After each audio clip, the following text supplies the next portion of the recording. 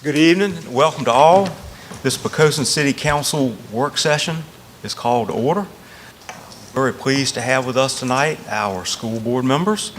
Seated to my left is Chair Chris Burbidge. To my right, Vice Chair Mike DuBose.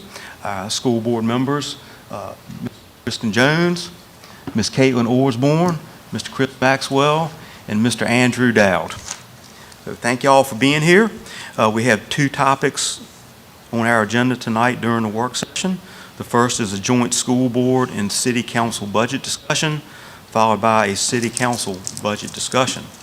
But like we talked about in previous joint work sessions we've had, we very much appreciate the mutualistic, symbiotic relationship that exists between the two governing bodies.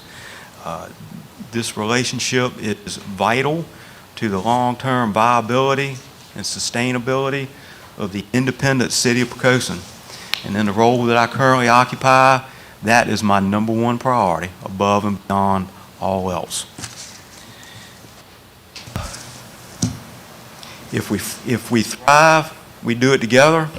If we don't, we do that together as well. So we certainly need each other.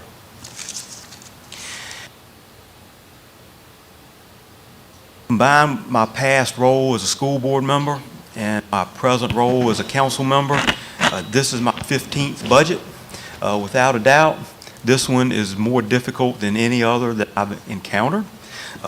There are three major factors involved. All three of those are beyond our control. Those would be the tax exemptions, which total $2.7 million. The increased expenses for our employee health care coverage has increased by 19% since last year. That totals about $563,000. And then we get to the increased LCI, which the state of Virginia recognizes Poquoson as an affluent community. For that, we're very thankful. And as a result of that, they increased our LCI, which has resulted in a hole in the school's budget by $750,000. And you combine all those three factors together, and we are faced with $4 million of headwind at the beginning of the budget development process. As they usually do, Randy, Tanya, and our exceptional staff have improvised, adapted, and overcome. We're very thankful for them, and I would also like to specifically recognize Ms. Robin Bellamy. Robin has come back out of retirement to serve as our acting finance director. So Robin, thank you very much. Really appreciate your generosity with your time. The manager's proposed budget is a result of input from City Council during our recent budget retreat, as well as work sessions and one-on-one meetings that Randy and I have with individual council members.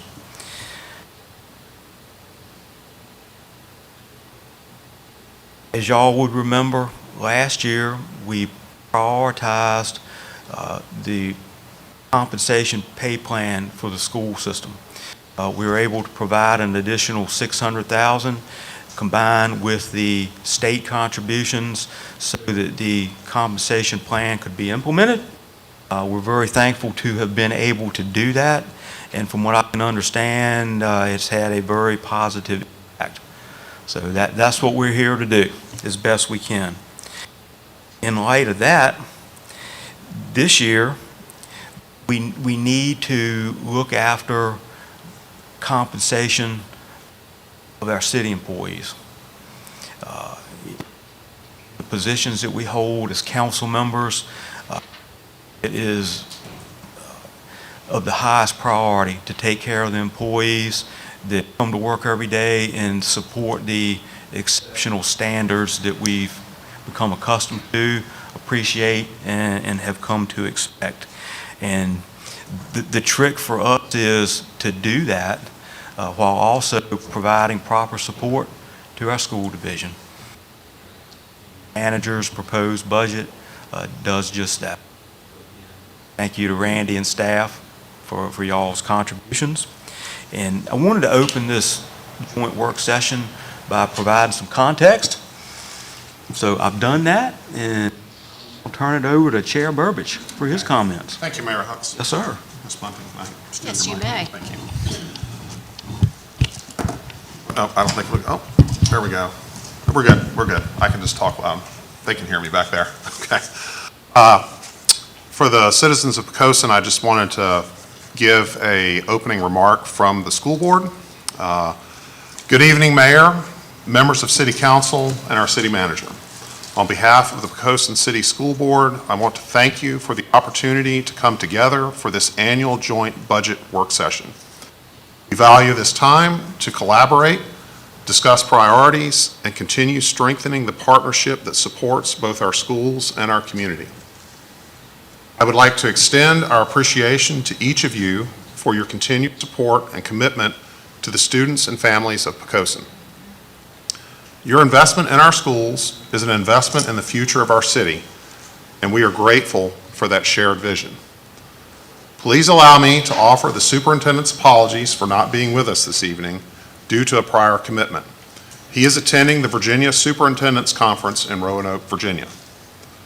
At this time, I would like to introduce members of the Poquoson City Public Schools leadership team who will present an overview of the fiscal year 2027 school budget.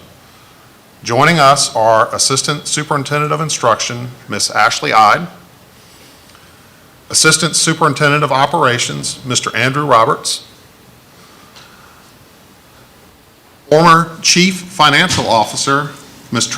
Tracy Spence, and our new Chief Financial Officer, Ms. Heather McGilligan. Thank you again for your partnership and continued support. We look forward to the discussion this evening. Thank you.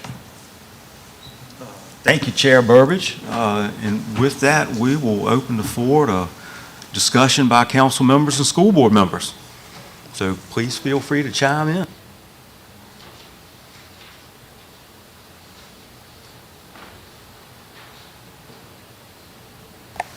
All right, well, I will start. Question, I know that in the presentations, there has been a possibility of not just a 2% increase, but a possibility of a 3% increase, depending on how the state budget shakes out. That 3% would be for the SOQ positions. If that does pass, and if the board takes out 3% across all positions, is there a plan of where that extra funding would come from? That would, do you want to, yeah.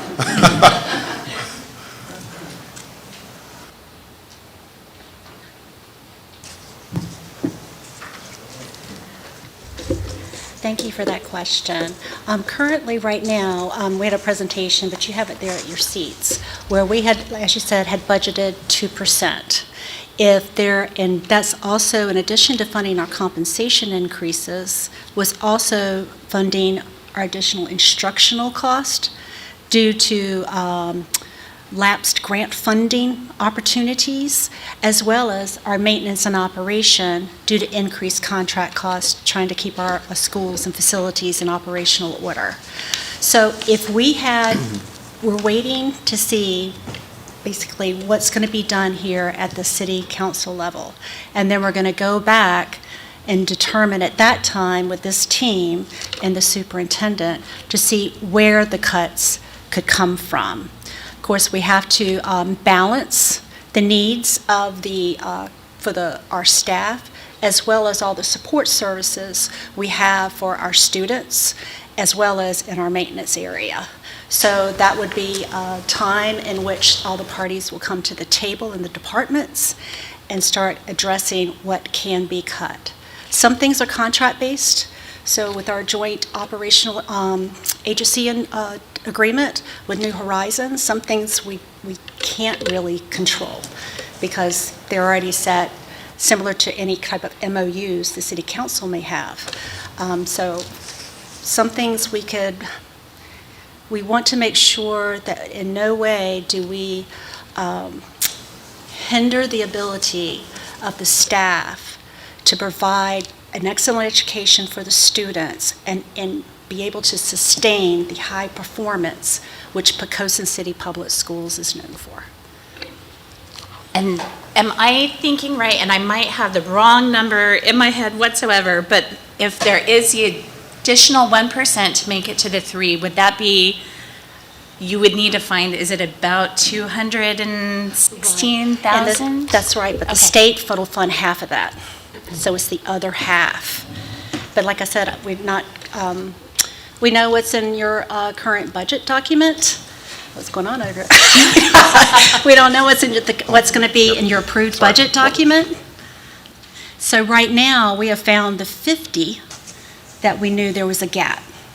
But that was based on the Poquoson City's board approving a 2% raise, which is my understanding is the hope and wishes that a 4% would be given to the school staff, depending on funding. If I understand it right, Mr. Wheeler can speak to that. But so it just really depends. Right now, we know we're in about a $49,050 hole, and if we go to the 3%, then that would be another $100 and some thousand hole we'll have to find. Now, if it's determined in order to have equity among the school staff and the city staff at 4, it's a whole different discussion.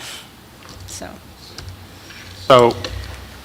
I think to answer your question about right now we have 2% in the budget. that is the number. If the 3% is sitting in the Senate right now, and if that gets approved, the state would give us funding for the additional, or for the 3% for the SOQ positions. The non-SOQ positions, which is approximately, what percent of our employees? 45%? Yeah, 45. That's usually used 50. 45%. We would have to come back to city council for those funds to fund those non-SOQ positions, because I don't know that we have that money in. Currently, we do not. Okay. So What would be the amount that you would need to come back to request? 3% would be, oh, sorry. Yeah, it's an additional about $106,000. 2% was 433,000, so the 3% additional what? And it will be a total additional 200, but the state funds 45% of that. So Okay, when I look at the local. like 100 Yeah. and change. Thank you. So I'm sorry, so the total is 200 for an additional 1%, and then the state would come back with half of that? State would pay 55% of that, and Yeah. the city would have to fund the additional 45%. That's back of the envelope.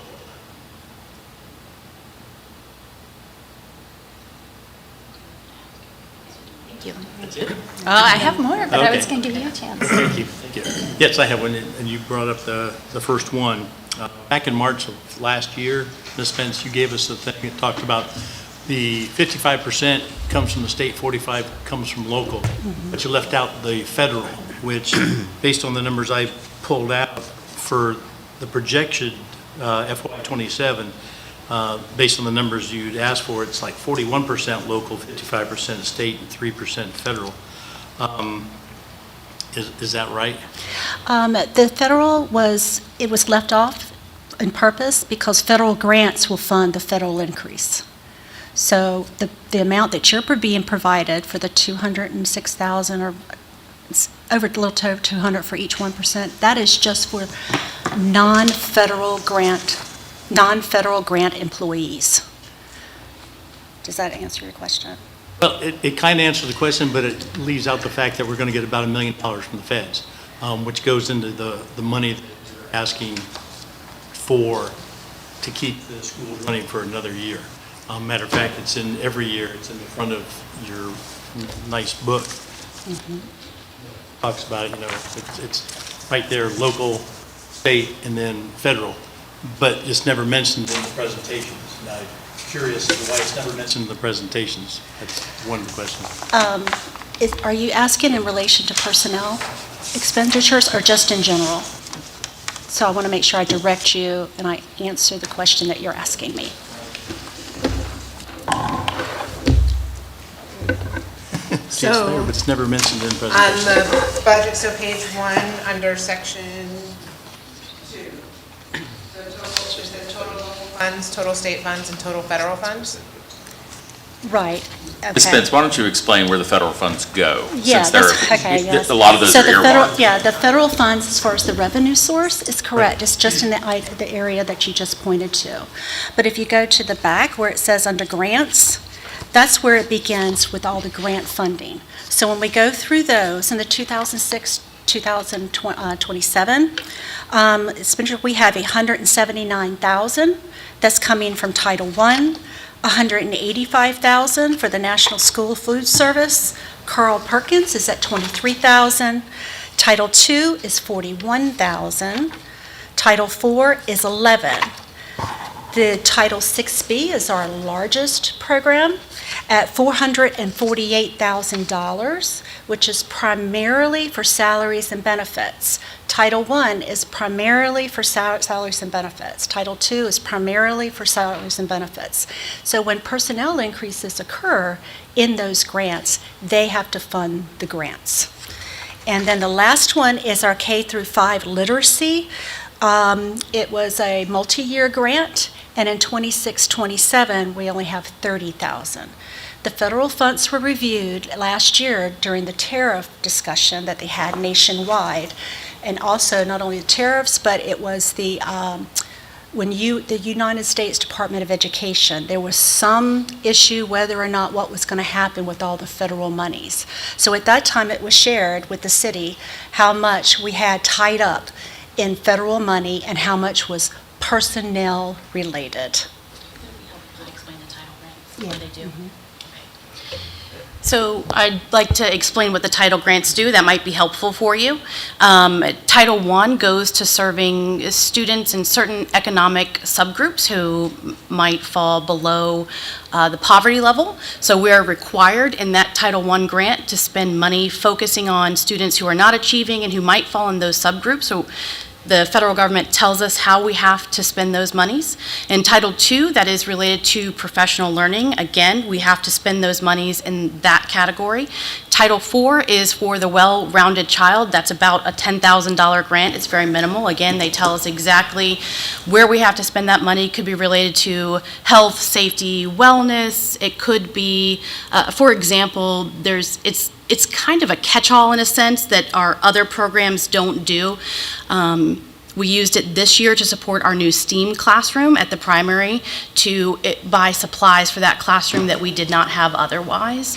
And Title VI-B is for our students with disabilities. So what she's saying is when those budgets do increase, but they tell us exactly how to use those federal monies. We don't have any leeway outside of the parameters of that grant. So we can decide within those grant parameters how we spend that money, but it has to be data-based. Our data has to show that we need to spend it in that category. So for example, it could be a needs assessment that the community or the teachers say we want to increase our STEM offerings, and we have to show student achievement data to support that.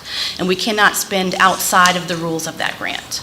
Is it based on the number of students that are in those particular programs? No, it's not based on the numbers that are in those programs, except for Title I is based off of the number of students receiving free and reduced lunch, and it is generally based off of the size of our division. And so there's a pot of money, and the state of Virginia will divide that up. Occasionally, they'll say you might get a little bit more. In our case, it's been a few $1,000s. And I'm not exaggerating, a few hundred or maybe $1,000 that our budget would increase. But again, we have to spend it within the parameters of the grant. Is that what you just explained in here? That is what she's explaining, and where those federal monies are accounted for in our budget is in the back of that workbook. No, but is it what you just explained to me in here? I don't think the definitions of the title grants are in there. No, I don't, because that's a budget workbook versus a definition. Could you put a section in? I'm sure we can update that to provide an explanation of the title grants, yes. It would help. I'm almost embarrassed to say I've been here 4 years and just learned this now. But until I Yeah. to ask the question. Right. For That's sure. an And easy I know fix. our board just approved, for example, our SPED annual plan, which is our Title 6B. And so we do give our board a thorough explanation of that, and those documents are, of course, attached to our school board docs as well. Kristen was telling me that the other day. And I would like to. What I got from that discussion was that we get very little federal money, and it's mostly designated. And I That's what I think was that's getting ready to say. important point Yeah. for our citizens to understand. Yes. Yes, our federal funds, based on the 23-24 per pupil expenditure, which is published on the VDOE Superintendent Annual Report, the federal funds only accounted for like $547 per pupil for expenditures. You can go onto the website, again, you can just Google VDOE Annual Superintendent Report. The 24-25 just got posted today, and it'll bring it up in an Excel file, and you can actually see how really little Poquoson gets. I think that somewhat speaks to Mayor Hux's original opening remarks about the, you have to consider the demographics of the community. So we do receive very little. When you see the ones that have the really high per pupil cost, like $27,000 per pupil, and you look at the total, they get a lot of federal money. So, and we really don't. So I'd like to ask a follow-up question to that. And Carrie, you were mind melding there. So with the federal monies for folks at home and for some of us here at the table, unspent federal monies have to go back. Is that correct? That is true. We have 2 years in any given grant cycle. So when we had 6B just approved in our last board meeting, that would be for this coming school year, and the next school year is our deadline to spend that. And if we do send grant money back, they do not take that very well.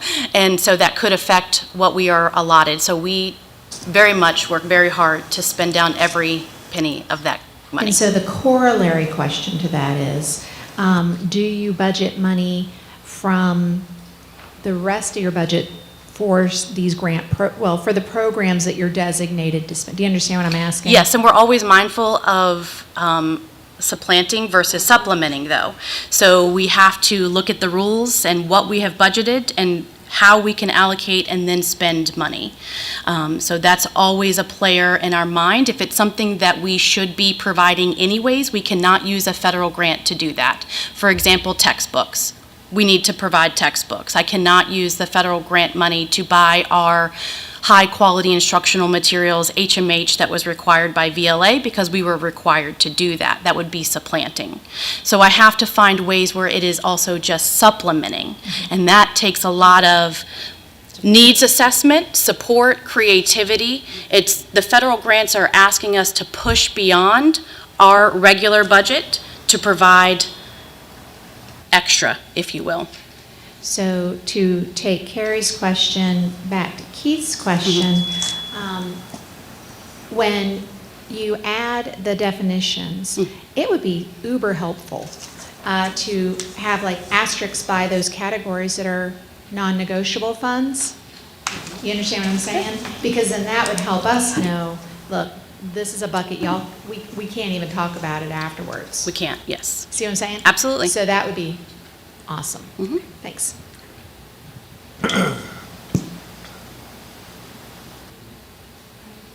Another question. So I was reading in one of the briefs, this is, it looks like you had a big hunk of savings last year for operational efficiencies throughout the year. It looks like it was about $135,000. And it says the description, which is wonderful, it reflects careful monitoring of expenditures, cost controls, and prudent fiscal management across multiple areas of the budget.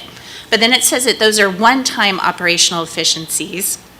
And I'm wondering if those savings practices that were able to save you $135,000, a big chunk of change, if those were incorporated as best practices moving forward so that that savings can be perpetual throughout the years. Each year, they start with a zero budget They have to start with zero budgeting. And for example, in those operational efficiencies, particularly the maintenance and operation world, Mr. Roberts, for example, the contracts that you saw an increase for FY27, they were actually based on actual contracts and how they were renegotiated.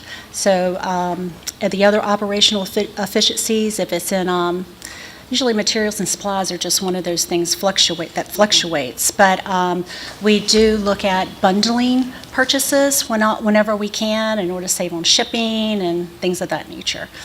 But y'all want to add anything else? I mean, just to say, as anyone would budget, we're always looking for those, but year to year, those change. And so we do employ best practices to be, prudent managers of the tax dollars that we receive, but they're not guaranteed each year because we're not in control of the negotiations necessarily of what our vendors will allow us. I can give you, for an example, in the instructional world, where we were able to negotiate additional licenses at no additional cost for one of our platforms, whereas this year they're providing 0 licenses and we are to carry the full burden of that cost.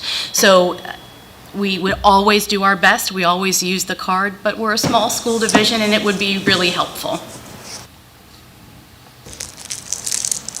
Thank you, Commissioner, again. The proposed 27 budget was presented at the February school board meeting. And I see the slides are here too, they just passed out to us. Under the revenue impact, it mentions a $1,064,000 and change increase in the city support.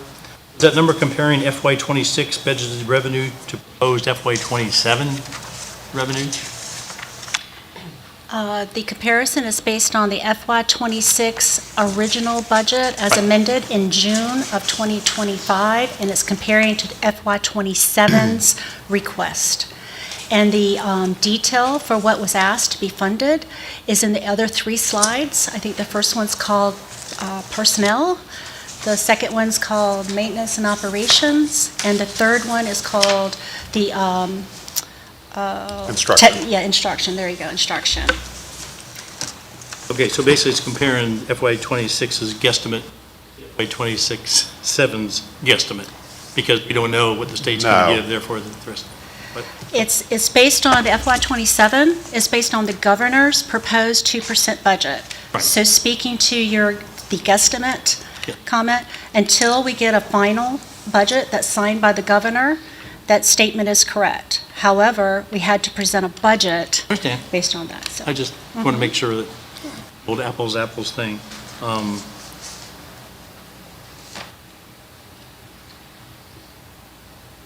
Just out of curiosity, I was wondering, when will the school board get back to us as to what FY26 actual numbers turn out to be? And with that information, will the FY27 projected numbers be adjusted? The schools should close up their books mid-August, and a preliminary carryover request is prepared at that time. And in regards to FY27, they're 2 distinct, different items. So if the FY, right now, what we're hearing is possibly a budget in June.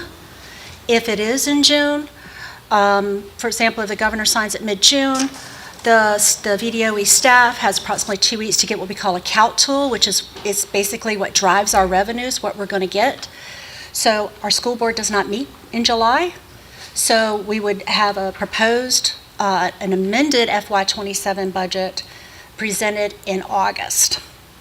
That's if everything falls out good, all the stars line up. Remember, in the past, there was one year we didn't get a budget and a So calc tool until September. Till September, yeah. So that's, hopefully that I'm answers. not asking for something you don't have, I'm just asking for, the first time I saw the numbers for FY26, as far as what actually came down, was in the paperwork for this.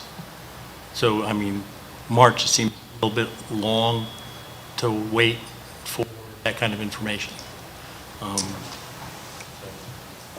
Another thing, back to my original question on that, the $1,064,000 and change increase in city support, it would be nice to know what the overall city support is. I mean, just taking that little piece out, like saying it's going to go up by 5% or going up by $1 million is nice to know, but nicer to know is that million part of a $100 million project, therefore it's small, or it's part of a $5 million project, therefore it's large. But we don't mention that in any of those slides. As far as your total contribution, that is located, I know, I can look it up, I just wondered why it it's in the school board's budget. wasn't on that slide. Okay. It's in the long version of the budget in the, sort of the pie chart. And it's also in the superintendent's budget transmittal. So,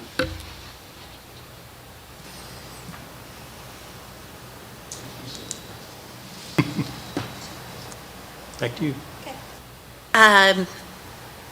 You had mentioned a slide that I would actually like, I do have a couple questions. It's the personnel-related costs slide. no, we're good. That has the net total projected cost increase of $656,000.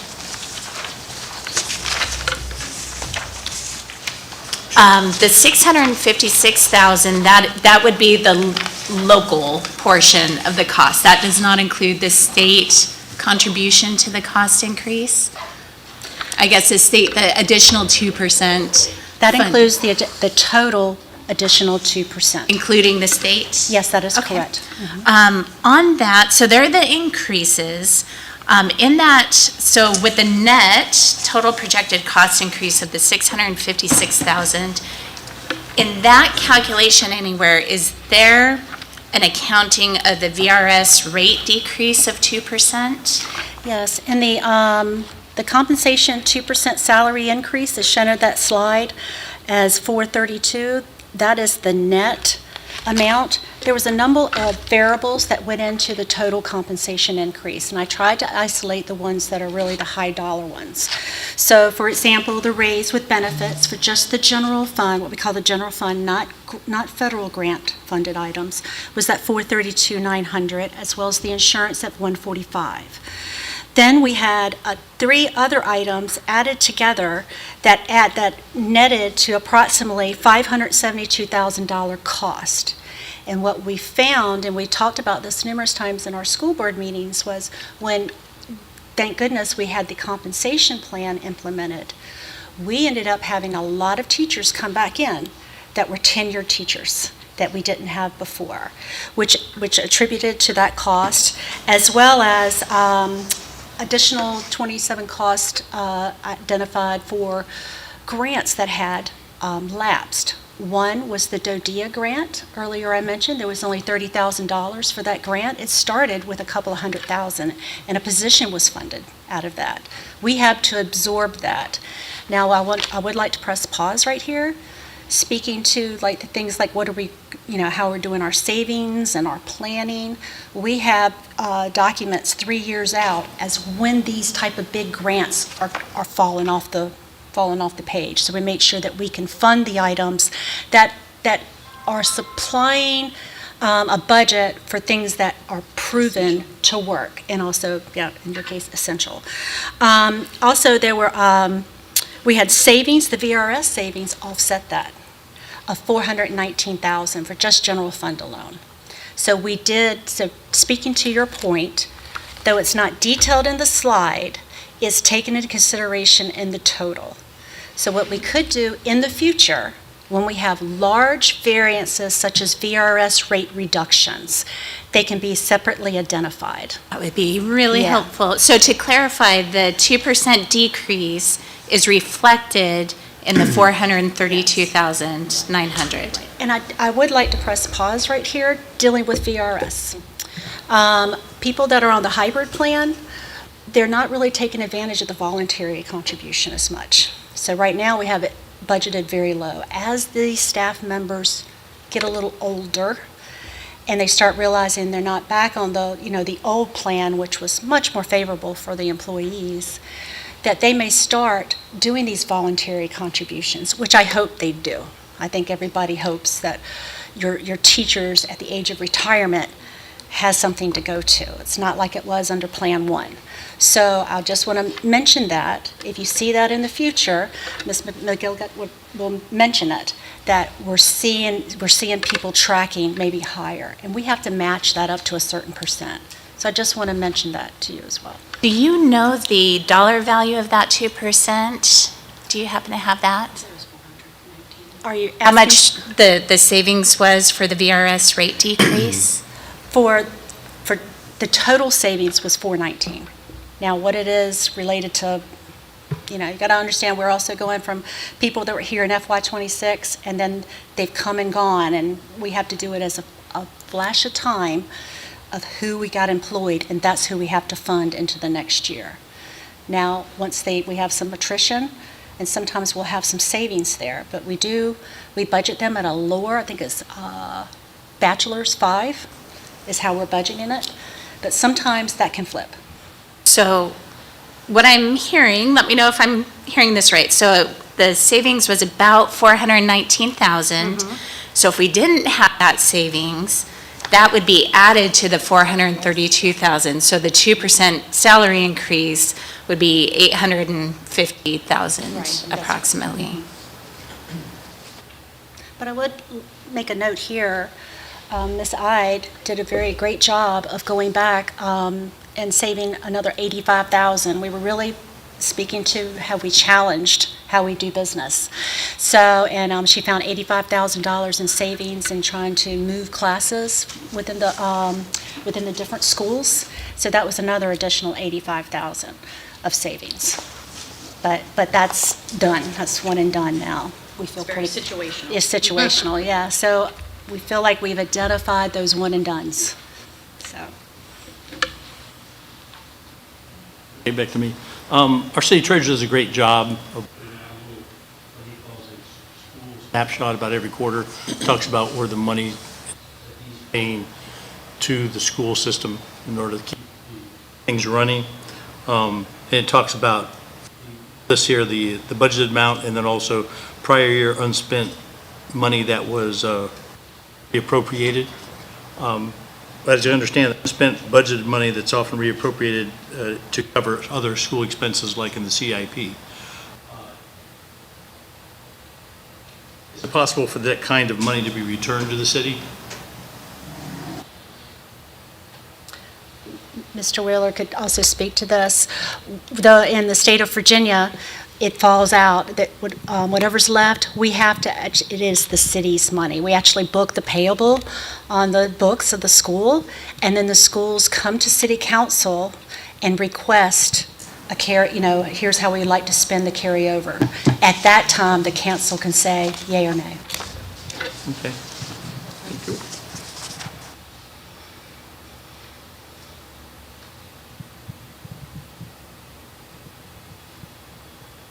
That's it for me. Do you have the most recent ADM numbers from March? Yes, the March 31st ADM, per the student verification report that was just signed last week, was 2,050. And how is that relative to the first part of the year, to the fall numbers? Is that Our budget is based on 2,057, and we were hoping that would be higher. But when our data specialist provided the numbers, there were some adjustments that had needed to be made than what was previously reported, and it gave us a yield of 2,050. The FY27 budget is based on 2,065. We feel still confident that we will get there. I know we just received last week, I believe, that our kindergarten new enrollees was 107. And this time last year was in the 80s. So we still will have lots of time to go. Yeah, Yeah. they're early adopters. Yes. So I just want to mention that. So I have a follow-on to that segues into a slightly different way of thinking. I'm on the advanced coursework page of the presentation, and I'm wondering, just curious, dual enrollment students, do they impact your average daily attendance, or are they counting at 100%? They counted 100%. They do count at Yes. 100%. Have you all done an analysis well, first, who funds dual enrollment? Is it VPCC? Is it grants? Is it the high school? It is, our local school board approved last year monies to fund our College Now program. There is some recent legislation that has made some of the coursework free or no cost to us as a division. And so some of our savings that we're able to operationalize from that came from that legislation. That is new this year, so we're still feeling that out. Our cohort is also growing. So we started with about 5 students getting the full associate's degree. However, we have, as you can see, the number much more than that, taking advantage of what we call a la carte dual enrollment courses that would support whatever their goals are. Some just getting a few credits knocked out of the way, some getting 30. Ultimately, that associates of social science at 60 credit hours. And so that is already in our approved school board budget last year and this year.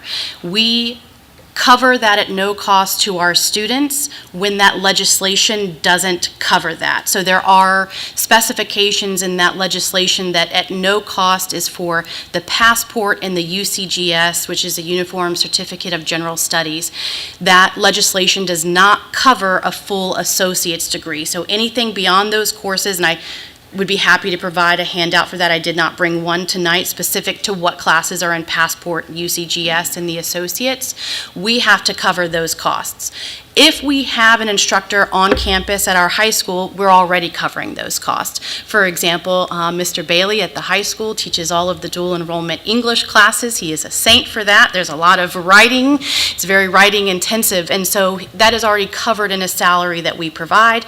We buy the textbook like we would any other course that we provide a textbook for, and so we don't pay Virginia Peninsula Community College for that course.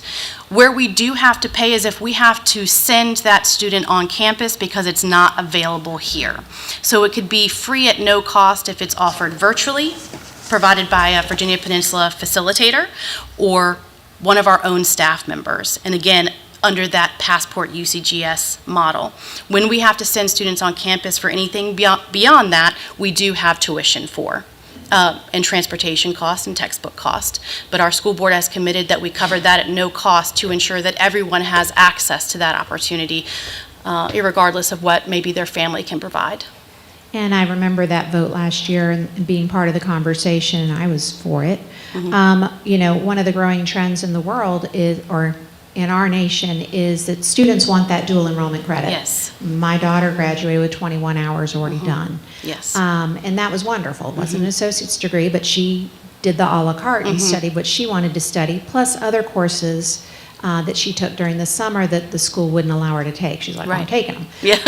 And that's wonderful. Yes. I'm looking at, and this is where I was getting ready to go to with the analysis, and this may not be the right venue for this conversation, but it would be helpful to understand what part of the budget is represented by dual enrollment, advanced placement, and honors courses.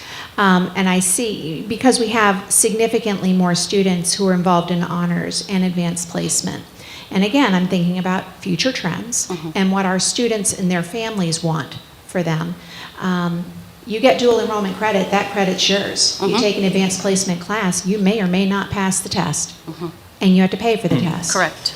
And that's, We pay for the We, test. okay, we pay for we well, do there's a commit to cost that, but for the there's still a test. cost associated. There's a cost associated with the test.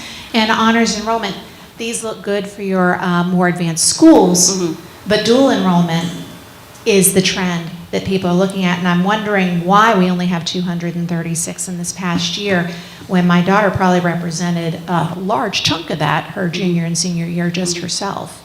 I do have another slide that I didn't have here that related to number of students and course enrollments. It was about, and I'm going to ballpark it here, a little over 100 students, maybe around 125 students, and 183 courses that matched up to those students. I want to go back. Honors classes don't cost us any more than an an average class. It just is teachers putting in more time to adapt the curriculum to have it at that accelerated or advanced pace. Typically, they're using the same textbook, but they're going a little deeper into it, so there's usually no cost for that. AP, our advanced placement, we budget around $40,000, and the primary cost associated there is the assessments and the training of the teachers. We absorb those textbook costs into our regular textbook fund, which we reevaluate every 5 to 7 years, or as dictated if a standard changed or something like that. And certainly, we can take note of that if you'd like to see dual enrollment and AP sectioned out in the budget to see that. We did propose that to our school board in our presentation and showed them the amounts that we were requesting and when they approved it. I'm all for data. Yes. Yes, ma'am. I do have a question for Ms. Spence, please. This is related to ADM, and just for public information, ADM is average daily membership, which to me is a confusing term. What that means is enrollment, but when the state provides funding, they look at attendance, and that's why attendance is so important for students to come to school every day, because our local school funding is based on that attendance, which they call ADM. This year, it's my understanding that each student receives $7,500 a year in state funding. That's approximately. Is that an accurate Yes, figure? yes. Okay, so I just wanted to make that point for the public, how important it is that we populate our $7,500 per student.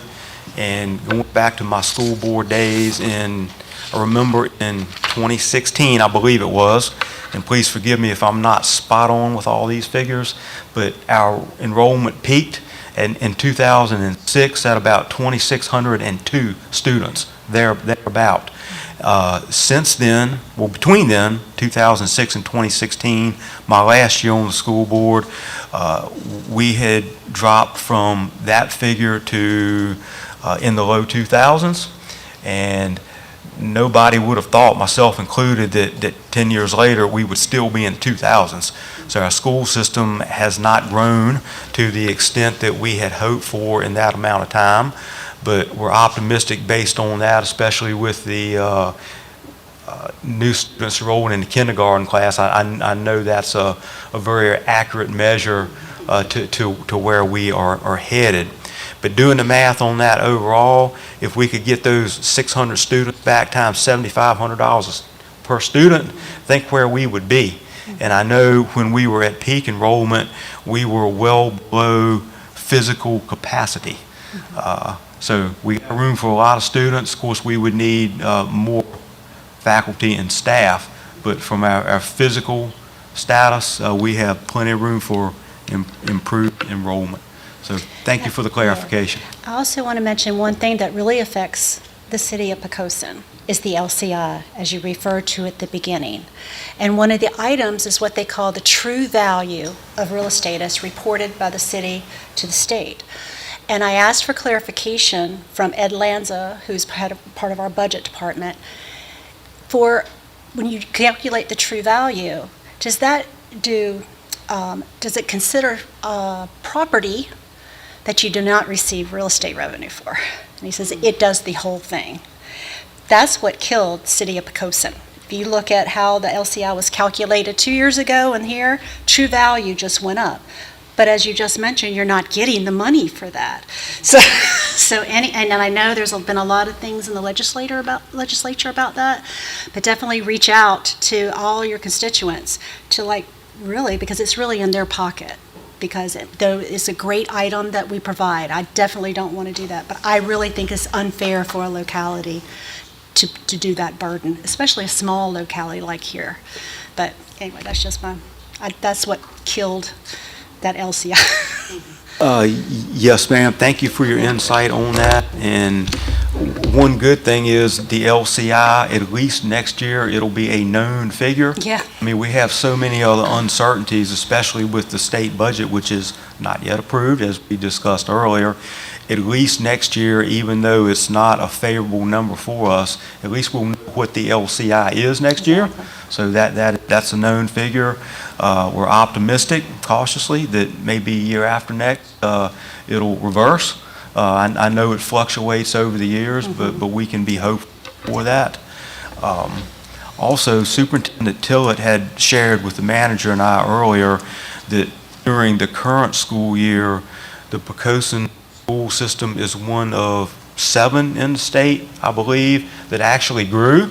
It wasn't by much, but at least we were one of 7 out of 132, I believe, public school systems in the state. So we can be thankful for that. But that's one of the things that motivates council for what we do with that well-planned, well-managed growth and development strategy is we have to do things to attract young families with students to help populate our schools. And I also want to mention that Superintendent Tillett and the executive leadership team, we were trying to determine how we can assist the city to identify as children are moving, maybe from, are they coming into Poquoson from the outside, or are they moving? And who's coming in that? Yeah, moving within. So we're talking about how to get those type of reports from Power School. And if we can go back, we may have to stand up another year. Definitely we could go forward. But I think it would be very helpful for the city to know we can actually track, like if they live at 100 Bunting Road and they move into the Legacy, you can't count that person. But who moved into that address? That's the piece we're missing now. We can see who's moving. But, so that's just an idea. Yes, ma'am. That was part of the discussion that Superintendent Tillett and Chair Burbidge and the manager and I discussed. And to your point about working together, that collaborative approach cannot be overstated. And it's no accident that the school board office is just a few steps down the hall from the city manager's office and city finance office. So we would certainly encourage as much collaboration as possible. I mean, sit down and go through these numbers side by side. Like I said from the onset, if we thrive, we do it together. If we don't, that's together as well. So it's imperative that we work together on this stuff.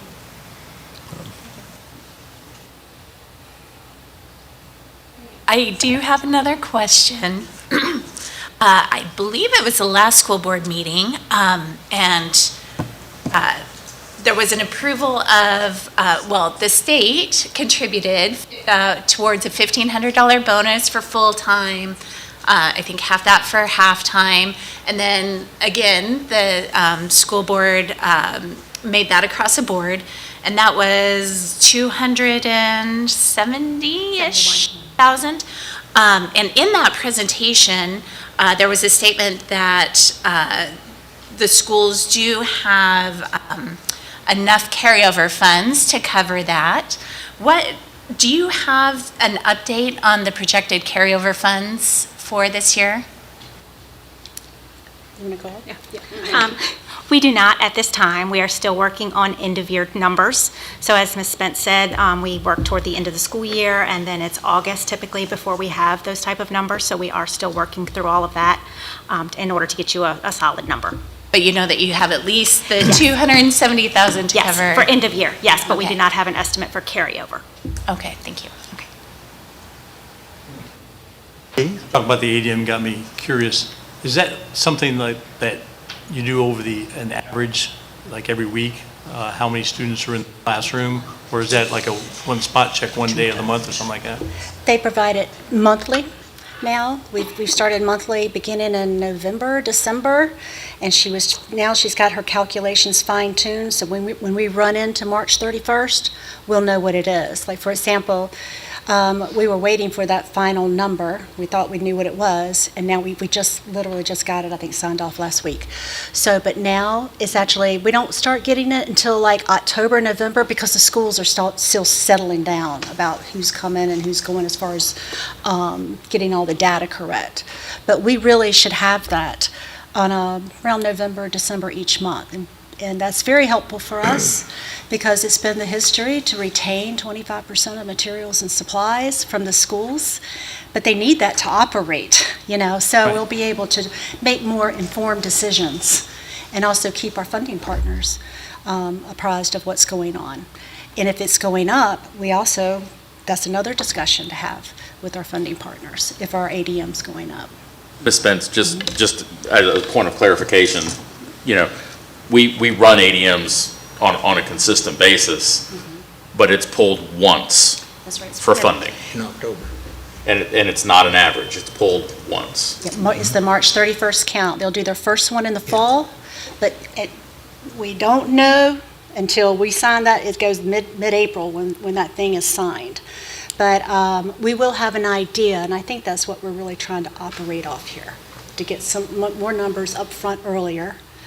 And so, Yeah, and Superintendent Tillett likes to tell a story about, what was it, his first year or second year here, where they pulled the number, and it was 1996, not the year, the number was 1996 was the ADM number, and it was literally a few days post a massive adjustment from a military standpoint, and a whole bunch of military children moved out of the city and plummeted our ADM for that one single pull.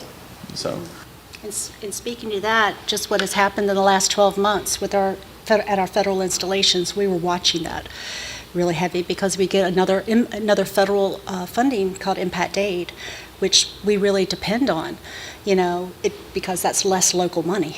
So we really try to track those populations. So. Okay, thank you. And still a little thunder here. Thank you for your help these last couple of years. It's really been, never not answered a question, and I really appreciate it. Well, just, Mr. Southall, go ahead. Yeah, but just one question, just to make certain it's clear in my mind. The future budgets will have a breakout for the federal and state monies that are earmarked that can be specifically spent in only certain ways, so we can know what those are. Definitely, yes. Thank you.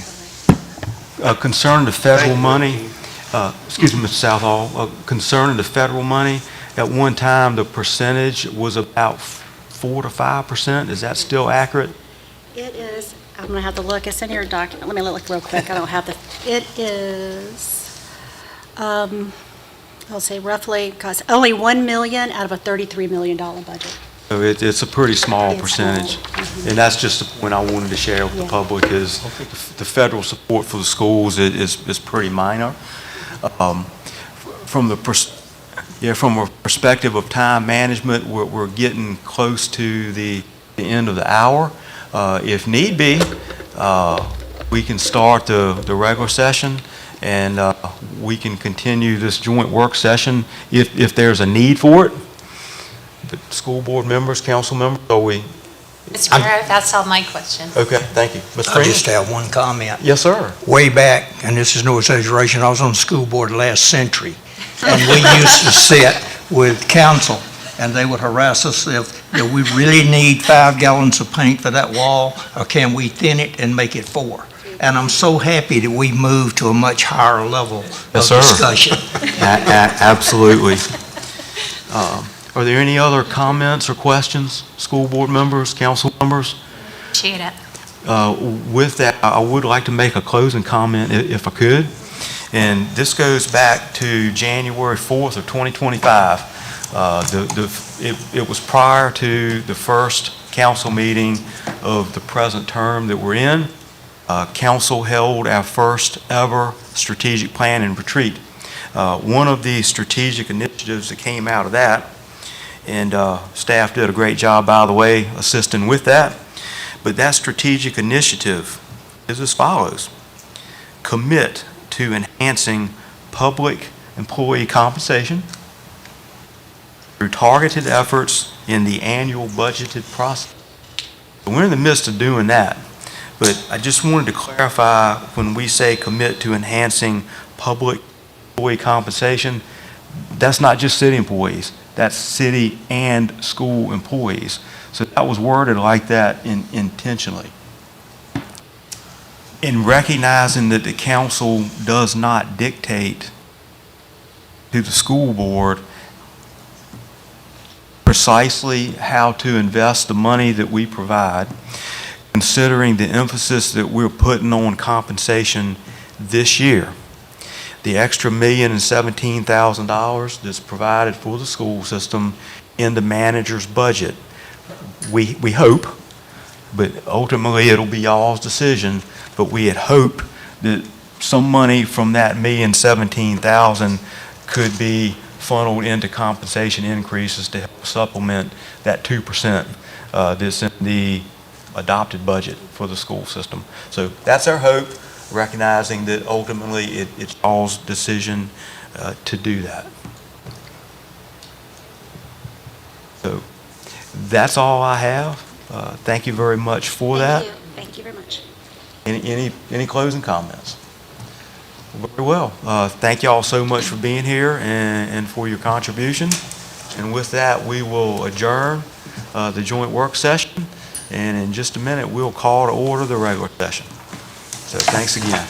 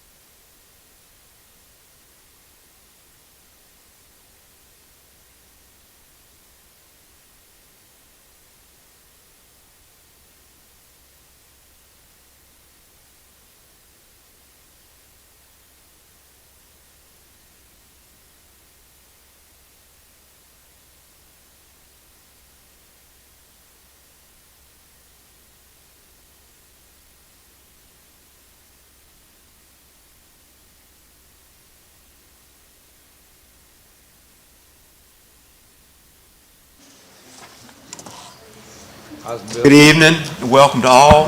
This Poquoson City Council regular session meeting is called to order.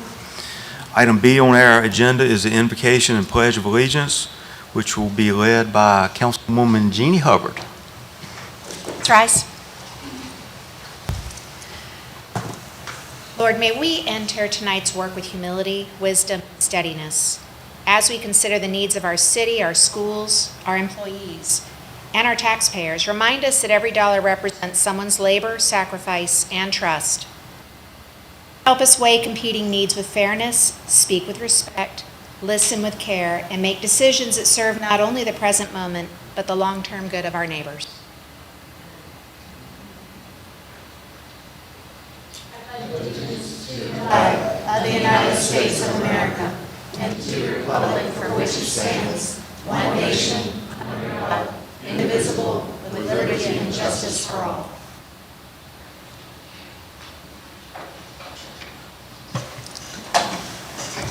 Well done, Jeannie. Words of wisdom, I might add.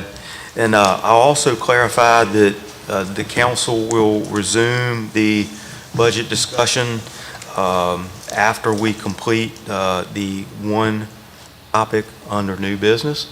I know the manager had a little bit to share with us on that. So that being said, we'll now move on to item C, which is our audience for visitors. At this time, we will open the floor for public comment related to the city that is not related to the public hearings identified below that we'll get to in just a few minutes. I have one speaker card, Mr. Paul Schubert. Mr. Schubert, thank you for being here. Welcome. And understand you have some general budget comments for us? Yeah, I didn't want to get too specific. I realize what's on the budget, so if you can allow me some grace. Yes, sir. Good evening, Mr. Mayor, Mr. Wheeler, City Council people. I'm Paul Schubert, 102 Hudgens Road, being infamously known for the electric bike highway. I share a lot of your concern, and as you know, I've been here watching the budget process come together. I share your frustration with the fact that our Commonwealth has yet to come up with a budget. I don't know how any municipality is supposed to responsibly put a budget together until the state determines what they're going to do. Governor Young had left us with a $2.7 billion budget surplus, which from some reports was in excess of a $500 million more than forecasted. That's supposed to continue. Now with the new legislature in place and our new governor, who seems to be eager to add some more taxes and fees, not give us some tax relief off of personal property and tax on tips, it seems like there's going to be some more revenue available. And I'm wondering, where's Poquoson's increased share, as well as any other municipality? I don't know what she's got in mind or what the legislature really has in mind to do with that money, but it just seems that there might be an opportunity to stick our hand out and go, if we're going to become tax and spend, come down and spend it on us. I also heard, especially this evening, the school board, that we are very dependent and concerned about state and federal contributions that are going to come in. And my perspective on this is maybe we need to be less of a bedroom community, and is there some creative incentives to increase the margin of commercial property investment? I'm kind of hoping that gun range is still on the table, because that certainly would bring in some revenue, as well as visitors that would spend money in Poquoson. With Creek, are there things that we can come up with collectively to improve the appearance of With Creek to make Poquoson more attractive? I'm going to pick on the Metro gas station. It's stuck in 1970. I don't think it gets a lot of business because people really don't realize that they're open for business because it's just kind of dilapidated. There was a gentleman who spoke here, I think 2 meetings ago, the fountains was on the agenda, and he made the point, it's like there's not a gas station here in Poquoson that I can pull my boat trailer in to fill up on gas. He's absolutely right. I rarely buy gas in Poquoson.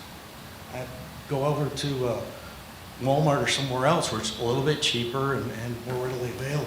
Yeah, that 7-Eleven is tough to get in and out of. So anyway, just my thoughts, it's a tough budget year, and frankly, from what I've seen and heard, I think our out years are gonna be just as tough unless something turns. Maybe more commercial revenue coming in, but you guys got a tough job in front of you, and I hope we can find some relief. Thank you.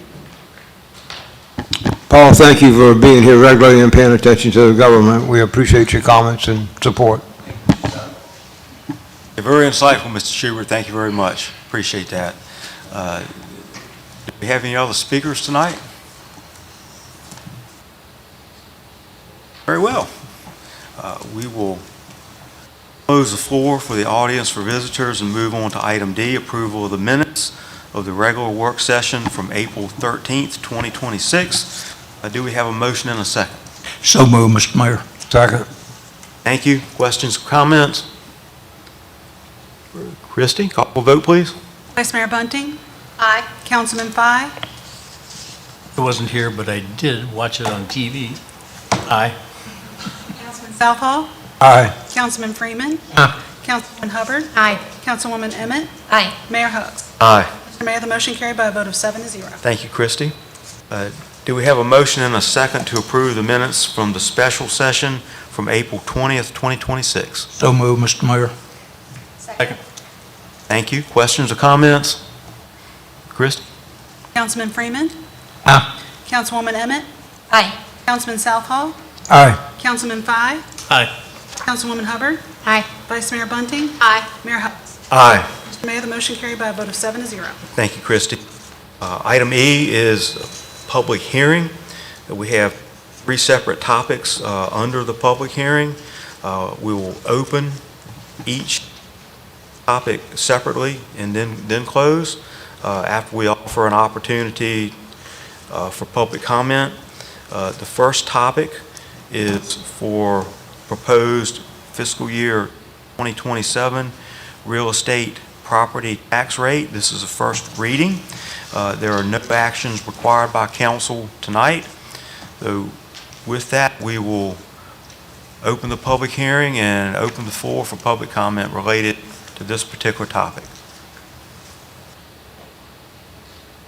Okay, seeing none, we will close the public hearing for that topic, and we'll move on to the second topic, which is a proposed fiscal year 2027 personal property tax rate. This is the first reading, and no action is required for this item either. So, public hearing is open for public comment on this topic. Seeing none, we will close the public hearing for that topic and move on to the third topic, which is proposed fiscal year 2027 annual financial plan. This is also the first reading, and there's no action required by council tonight as well. The public hearing is now open. The floor is open for public comment related to this topic. Seeing none, we will close the public hearing, and we will move on to item F, which is new business. We have one topic, which is a resolution accepting streets and improvements from the Legacy Phase 1 subdivision, with the exception of Legacy Boulevard, into the City of Poquoson transportation system. We have with us tonight Mr. Wiley Horton. He is the Director of Community Development. So welcome, Wiley. Appreciate you being with us. Thank you very much, Mr. Mayor, Vice Mayor, members of council, staff, and citizens either here or at home.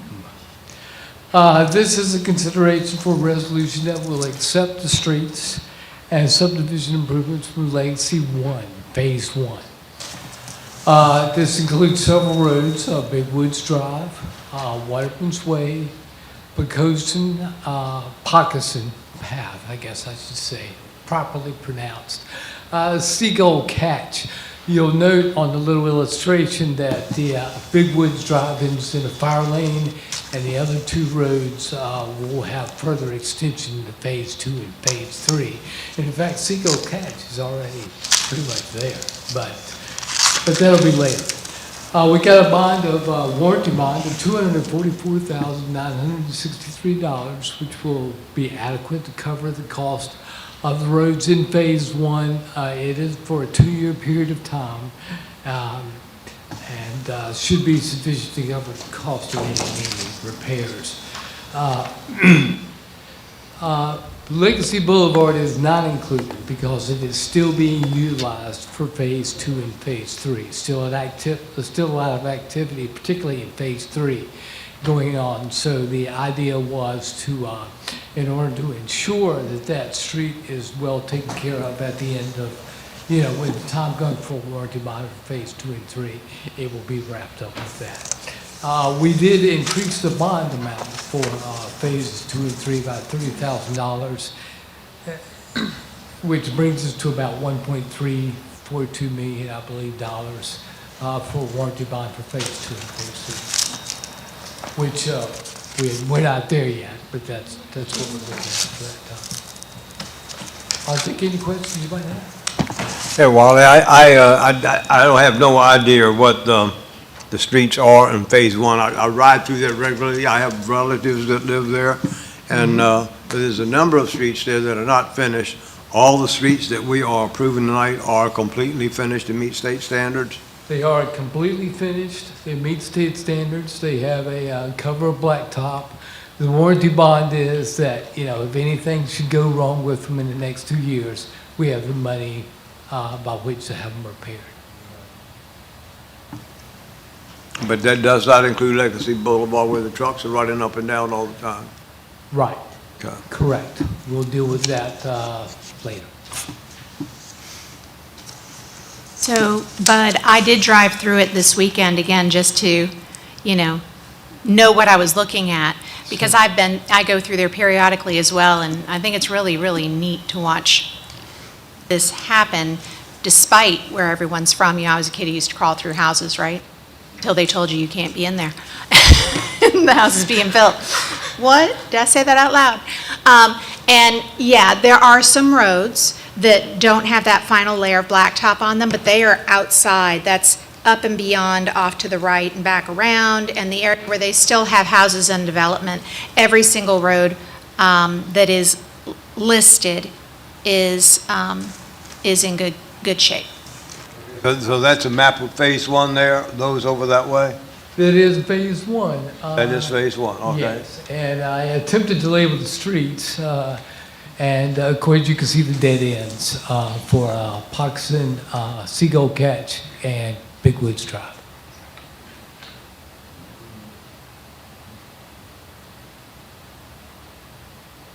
I rode through there on the way here tonight, and visually, everything looked good to me. And Fisherman's Way is complete for that, up to that point?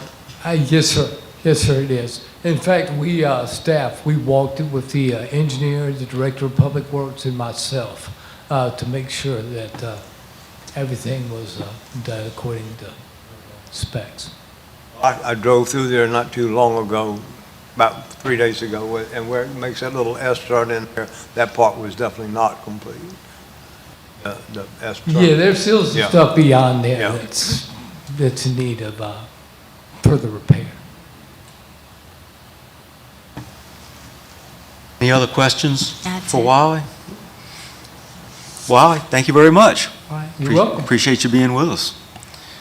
Okay, with that, can we get a motion and a second, please? Mr. Mayor, I propose that we approve a resolution accepting streets and improvements from the Legacy Phase 1 subdivision, with the exception of Legacy Boulevard, into the City of Poquoson transportation system. Second. Thank you. Christie? Councilwoman Hubbard? Aye. Councilman Southall? Aye. Councilman Freeman? Aye. Councilwoman Emmett? Aye. Vice Mayor Bunting? Aye. Councilman Fye? Mayor Hubbard?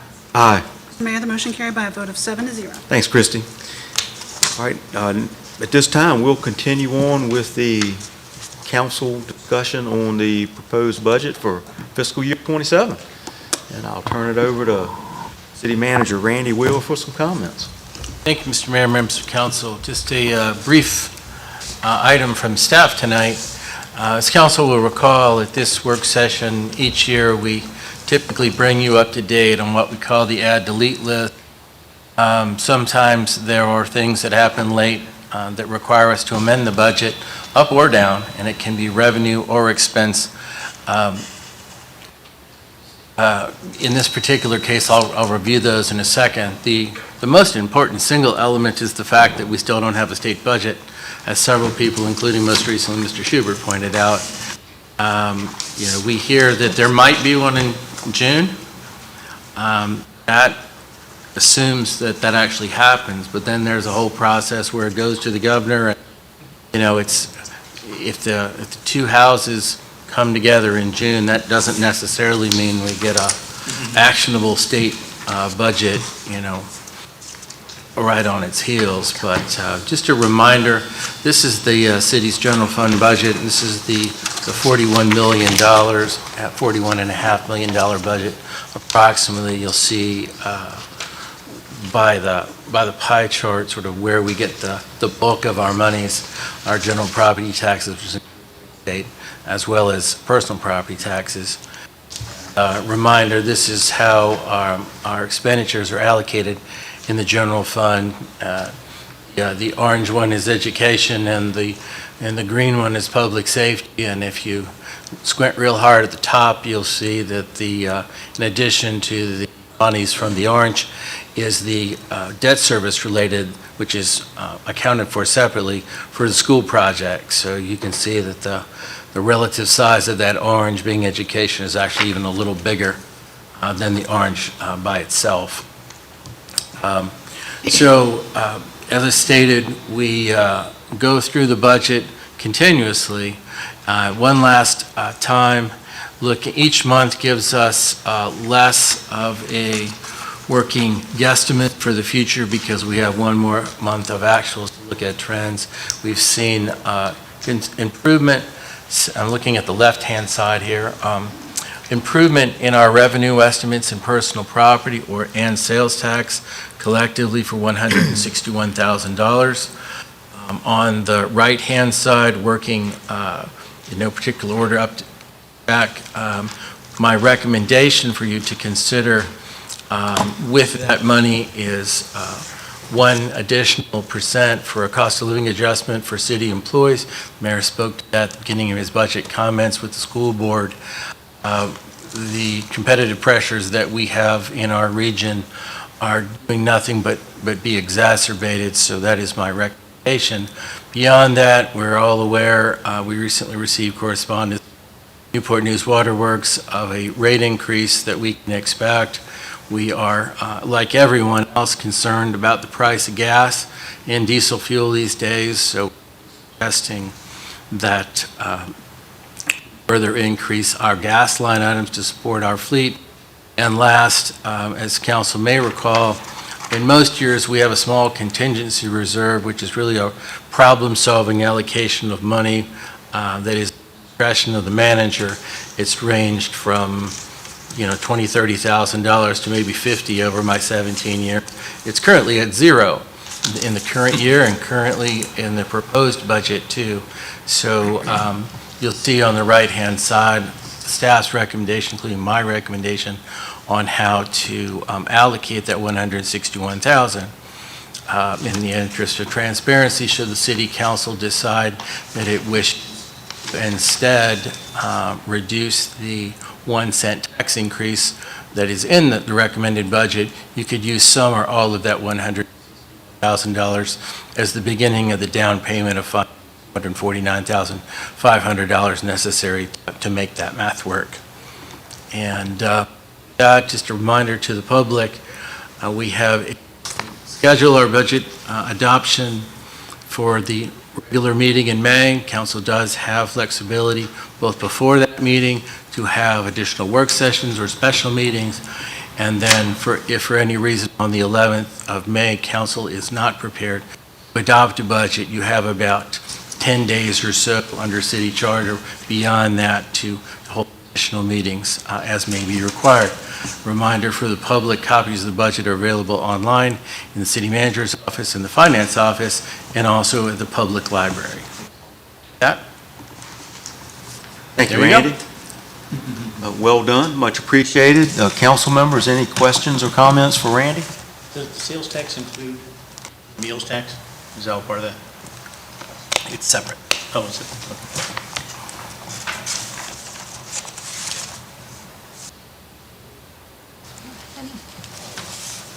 One thing I would like to add, and we talked about this earlier, but just a reminder for the public to quantify a 1 penny tax rate increase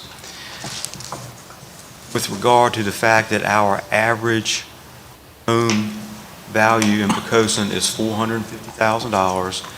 A 1 penny increase to the real estate property tax rate equates to $45 per year, and equates to a little less than $4 a month. So just wanted to quantify so people would understand exactly what.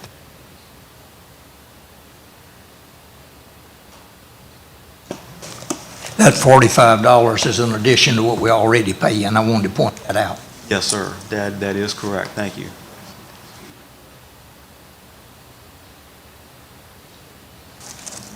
All the staff has, sir. Okay. Well, thank you. We were going to have conversation. Sure. Yes, sir. Well, I don't have a problem with that at all. And I've been retired for 28 years. My pay hasn't gone up in that length of time, guy, and it's going to hit me like it is everybody else. Yes, sir. Thank you. I want to add something to that.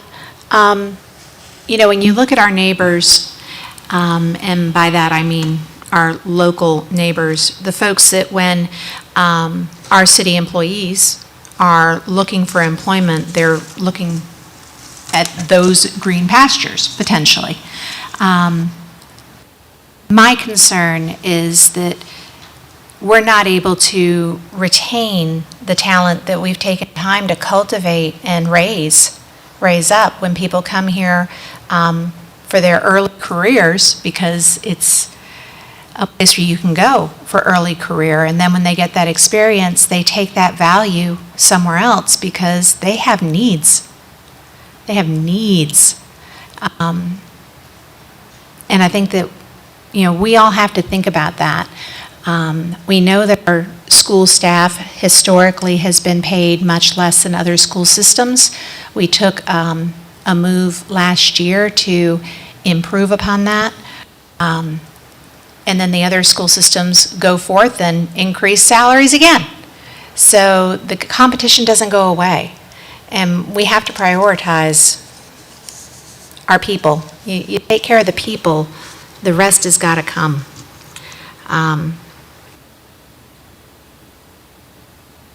I was going to save this comment for the end, but it's very pertinent here. When I thought about becoming part of city council, I had all these ideas, not like, oh, I'm going to change things, not at all. I was going to sit back and listen for a year before I said anything. That didn't work.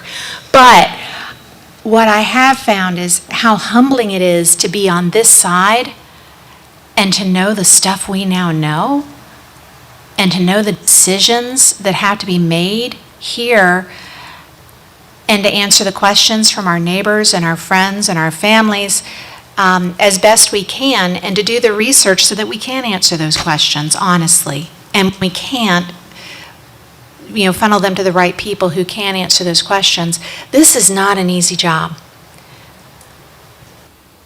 But it's one that I wouldn't, what did I write? I wrote down something that was rather pithy. I'd like to share it with you now. I said, it's not always fun, but I don't want to be anywhere else. Because I think that these are decisions that I want to be part of. And any decision that's going to come as a result of this budget year is not going to be easy. But we have to take care of our people, or they're going to go somewhere else. As you've said, this is a bedroom community. We don't have the same revenue streams that other localities have. You look at our peers, and I've invoked my friend ChatGPT to see what other communities are paying their staff and what their tax rates are, and it's crazy to see that our median income is where it is, our home income, our house values and incomes, and then the sacrifice our city employees make. Jeannie, I want to build on that. I didn't really say enough a second ago. Everyone, I hope there's a lot of people at home listening, because I get comments from family saying, well, you don't need to raise my taxes, okay? Don't, okay? Well, you made a comment a few minutes earlier that was very true. This is hard, okay? And I wish more people than are here and the ones watching, okay, would pay attention to the city government, okay? They need to pay attention to the state government and federal government also, okay? Maybe more, but they can't pay less attention to the city. We are but a few, and we're doing the best we can for the city employees to provide the kind of environment that we live in. I was fortunate enough to be just about raised here, but how many people come in here now because this is a nice place to live, because their schools are good? They were better than they were relative to the state, but we're trying to improve that and make that better. We strive to be number one yet. Okay? And they do come here, and it's reflected in the cost of living here, right? As a result of that, we just heard it had a school board meeting where they talked about the LCI, okay? Wherein the state says, well, okay, we all are in good shape. You've attracted so many people there who make a fair amount of money that you don't need any money, so we're not going to give you any. And so we have to make up the difference. Okay? Same thing for the federal government. At the same time, we're losing employees, okay? Not bunches, but when they get to the ends of their career, when they can add 30% more to their paycheck, maybe 50% more to their paycheck by moving next door, some of them are doing it. And when we try to hire new people coming back, we can't attract the new people because the people next door are paying much more money just to get them there. And so if we want to retain the talent in this city, to keep the city as close to being like it is now, we have to take care of the people. And David, I'm sorry, that 1 cent probably is not going to be enough. Understood, Mr. Southall. Okay, and I think, you know, when I have laid out the numbers, you've seen them, Randy's seen them, all of you have seen them. When we compare ourselves to our neighbors and what we're paying our city employees and our school employees, it's pitiful, right? It's pitiful, and it's not sustainable. Neither is increase in taxes sustainable. Well, Paul was right. We need to attract industry. We're working hard on that, Paul. I want to let you know, all of us have tried to bring people here. The problem is getting other people to spend their money. Okay? And I'm actively talking to some people, so probably the rest of the council is also, and the EDA, to get industry here. Okay? And housing isn't the solution. We need commercial, okay? We need to make commercial, okay? That's one of the reasons I voted down the most recent suggestion that we change the business district to a residential district. That isn't what we need, and that isn't what the citizens want if you look at the plan for the city. And so we need to continue to work hard to bring in commercial money so that we don't have to bill the citizens. Maybe we can get some industry in here, light industry, business offices, tax offices, get those people here to help our citizens pay it so that we can have a sustainable pay for our workers, okay, and not have to take it from the citizens. But until we get there, we can't let the people we have go. And so we need to work, we're working hard. And pass this information on to your neighbors. Tell them they need to come out here. We can't do this by ourselves, and we can't do it by everybody getting on Facebook and saying, oh, look what they're doing to us now, okay? They need to pay attention. And so please pay attention to your city government. Please help us help you. I'll end there. Thank you, Mr. Southall. Mr. Freeman? Randy, approximately how many people are we short? I know we trained a lot of people for surrounding communities. I don't need the exact number. How many vacancies 10%, we have at the 20%? moment? Yeah, vacancies. 6 or 7? Kat, is that about right? Current number of vacancies? 6 or 7? I didn't hear it. 6 or 7?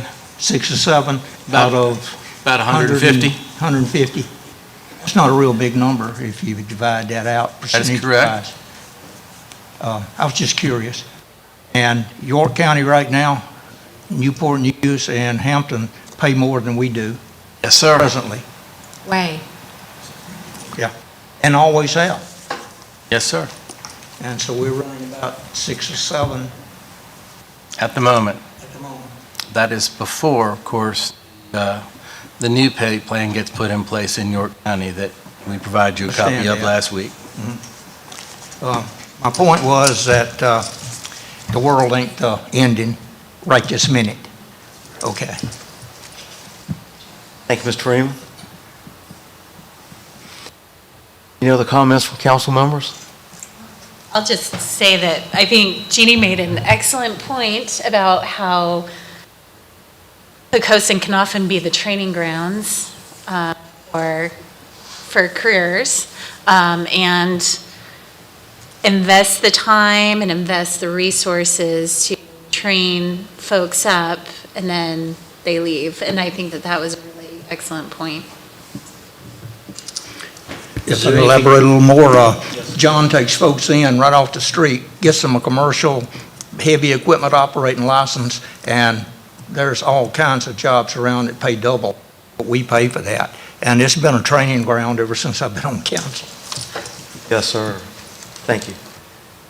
Is there anything wrong with that? I mean, other than the fact that you are enough staying on to become senior in a particular area? I think the recent, or the most current data, correct me if I'm wrong here, Kat, but it's like 2.1 annual salary to train someone. Isn't that about right? It's over double to train someone and to bring them into their job. It takes someone a full year, a full life cycle to understand a job. You don't learn it in 2 weeks and fire and forget. I don't even care if you've been there 15 or you've got years behind you, but it's more than double to train people. So everyone that we sign on at $38,000 is costing us twice that. Is it, Would you work for that? well, is it something that could be contractually agreed upon? Having worked in a profession where I owed so many years after getting trained, and then at the end of that 7 or 8 year period, I was open. That's something that's even feasible for something like us?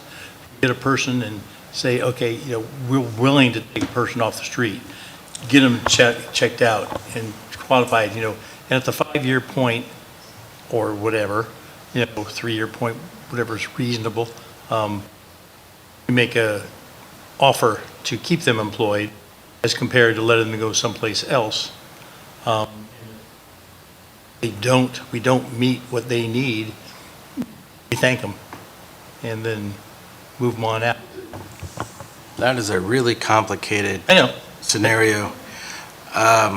My first response is, It's called the Air Force, but first of all, we don't just take people off the street. No. But for the folks that we do hire, we don't have the ability to sign long-term enforceable employment contracts with each of our employees. But even if we did, the folks that we're competing with that are paying $10,000 or $20,000 more to start, they're not doing that. So would you come here for less money for a more rigorous contract period? I think that the answer to that is probably unlikely. You asked, is it okay that we have a certain amount of folks going out the door? Every organization, probably except for one, and I don't know who that one is, has some of that. And so we've been dealing with that for decades. And the ones we've been losing lately have been leaving for significant money, sometimes for lateral moves, sometimes for 2 and 3 grade demotion, voluntary demotions. That's problematic. What I'm also concerned about is the applicants that we don't get, because the folks are looking at the available jobs, and if you have a choice, if you're coming from someplace other than here, you're going to apply to the one that'll take you off the street or term for considerably more money if you know nothing about the community. So as the gap gets larger, that will be more true. We've had, as long as I can remember, and I'm sure before me, in paying under market. We were under market by a certain amount. And some of you have called that the Poquoson dividend over time. Poquoson is a nice place to work. It's also a nice community to be in, to work. And so there's a market advantage there, but it's not unlimited.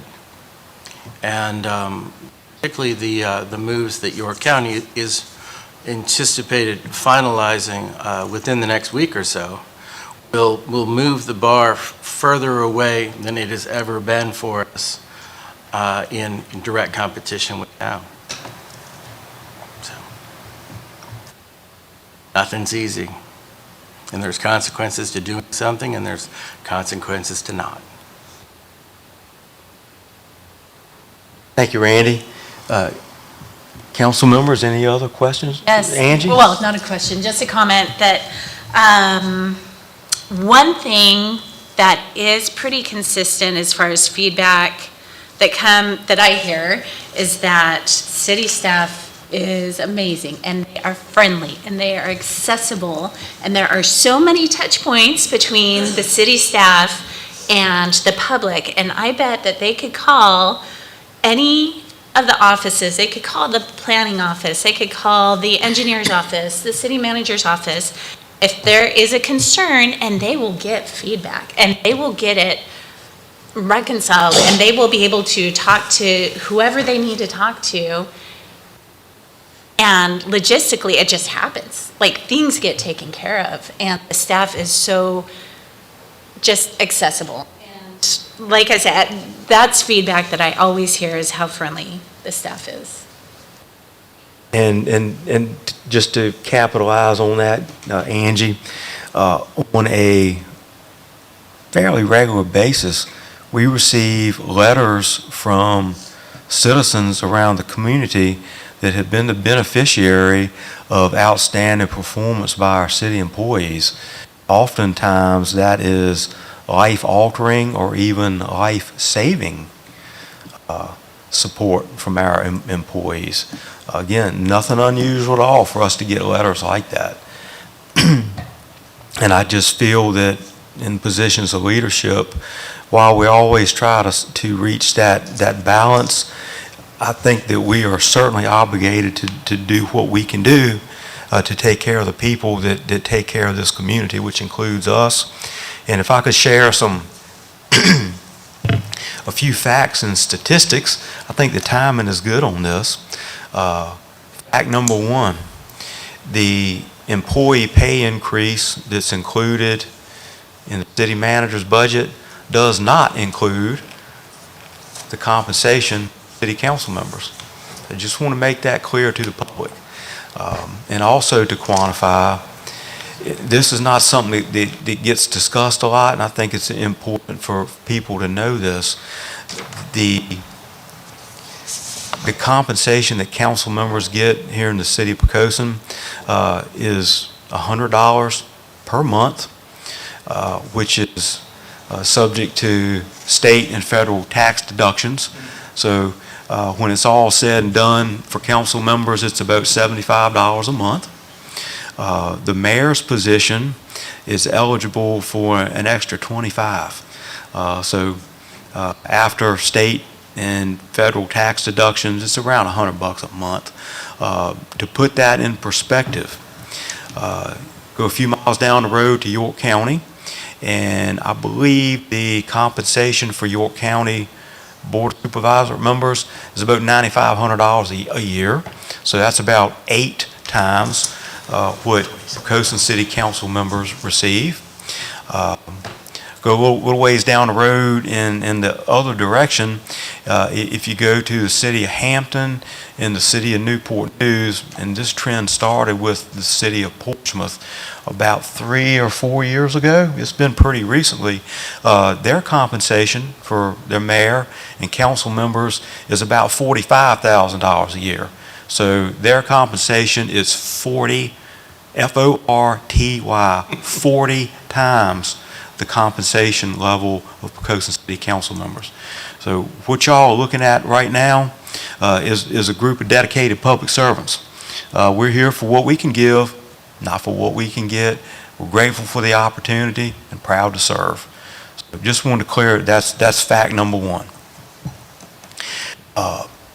Fact number two, part of what I do in my role is to look at statistics.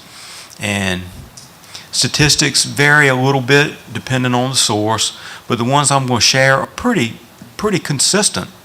Poquoson, when it comes to measuring average household income, is in the top 10 in the state of Virginia. If you want to look at affluence, a recent statistic placed us at number 8 in the entire Commonwealth. Out of the top 10, 8 of the top 10 are clustered together in Northern Virginia, where the cost of living is much higher than it is here. The other outlier besides Poquoson is New Kent County, which is also at this time the fastest growing locality in the Commonwealth. So that puts us in some pretty privileged company. If we want to look at Poquoson at the regional level, Hampton Roads region, there are 17 localities. When it comes to average household income, Poquoson is number 1 in the region. There's a reason for that, David. Yes, sir. There is a reason for that, and that's because of the standards that we expect and maintain. Spoke to this earlier during the joint work session, and that's why it's so critical that we take care of the people that support those standards that we so enjoy and we're so thankful for. When it comes to average home value, in the state, I think Poquoson's in the top 20 or so, but in the region, we're number 2 out of 17, second only to James City County. So I thought the public might find that interesting. Other facts while I'm at it, and these are pretty recent numbers. Actually, they're this year's numbers, and these are subject to change moving forward. But when we look at the real estate property tax rates in the Hampton Roads region, we're number 5.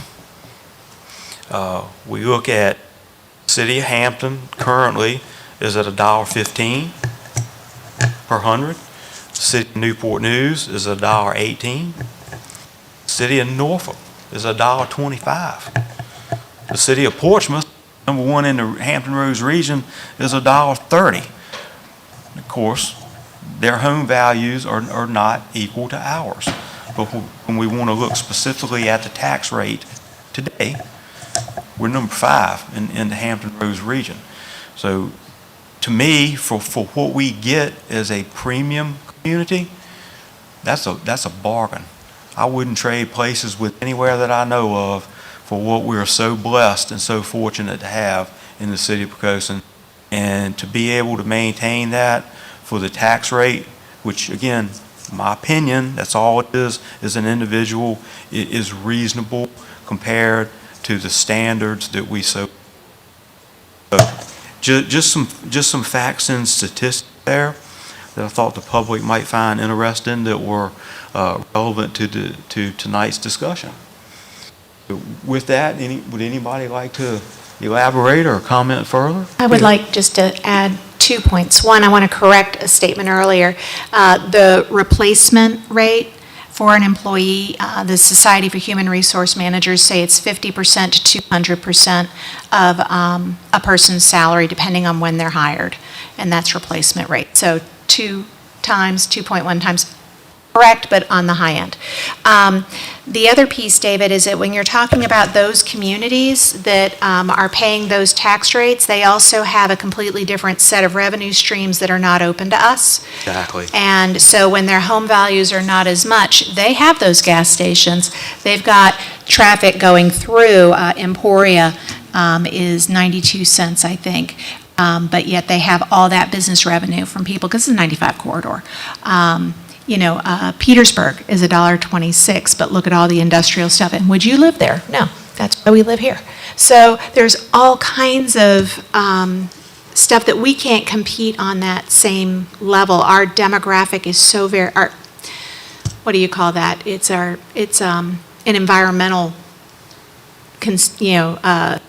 configuration that makes us very different. We're a very unique community.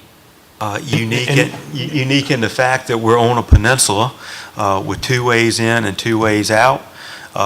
Currently, one of those ways is being modernized, and we're grateful for that as well. Temporary inconvenience for long-term gain, but we're grateful for the support from the state and our friends in Hampton, specifically City Manager Miss Mary Bunting. Met with her earlier today. We're grateful for her support, as well as Mayor Gray and the council. They've been great friends to us to be able to do that. But to Jeannie's point, the geographic figure that contributes to our being special and provides us with a little bit of isolation, but also provides easy access to other communities. We have that isolation, but yet we're close. But that aspect that makes us special is also what makes it difficult for us to compete when it comes to things like that. You know, we're an end-of-the-road community. We're a destination. We don't get any pass-through traffic. So that helps us make us special, but it can also be a double-edged sword. And also, to your previous comments, that's part of our challenge as council and city staff, is to find that happy medium in there, is to maintain those standards and to maintain that small town environment. The three pillars that we talk about: schools, public safety, city services, which I consider to be one thing, and then that small town environment. Those three pillars. Everything we do feeds in to one, two, or all three of those. David, I'd like Yes, sir. I'd like to expand just a teeny bit. All those numbers you quoted were good numbers for our city, okay? Yes, sir. The reason for that is Poquoson is a nice place to live, and that's why those people come here. That is correct. And if we're going to keep Poquoson the way it is, we need to continue to hire the good people that we hire, right? We don't hire just anybody, and most of the people who come here are willing to take the lower pay because it's a nice place to live and it's a nice place to work. But the bottom line is they need to eat also. And when there's not 5%, 10%, but sometimes 100% difference in pay grade, okay? There reaches a point to where it's not sustainable, okay? And if we want to keep Poquoson the way it is and continue to attract good people, okay, and have a good way of life, to keep Poquoson the way of life is like it is, okay, we need to keep the people that we have, not force them to go someplace because we won't pay them what they're worth. I mean, to your point, our employees are trying to make a living, trying to raise families, trying to save for college, save for retirement, all those things. And I just feel that in addition to the financial aspect, I feel that we're morally obligated to take care of those people. I mean, they're our friends and our neighbors, and on your way home tonight, look around. You can see the fruits of their labor. And I would ask all citizens to do that, is just to be aware that it doesn't happen by itself. I mean, just a simple example, I was down at Municipal Park earlier this week and just commented on how nice it looks. It doesn't get that way by itself. That's somebody's sweat that goes into making it like that. And we're grateful for that, and we need to demonstrate that by taking care of them as best we can. And of course, everybody understands there are limitations as to what we can do. But I think that we can do better than we're doing now, and we need to do better if we're going to be able to sustain what we have. Now, I would be one to tell you that we can't afford paying more money, but I'm going to tell you we can't afford not to. Exactly. Thank you. I used to work for a boss that says if you don't have but a dime, you can't spend a quarter. Yes, sir. Understood. State does it all the time. Yeah. Yeah, it's always a balance. Yes, sir.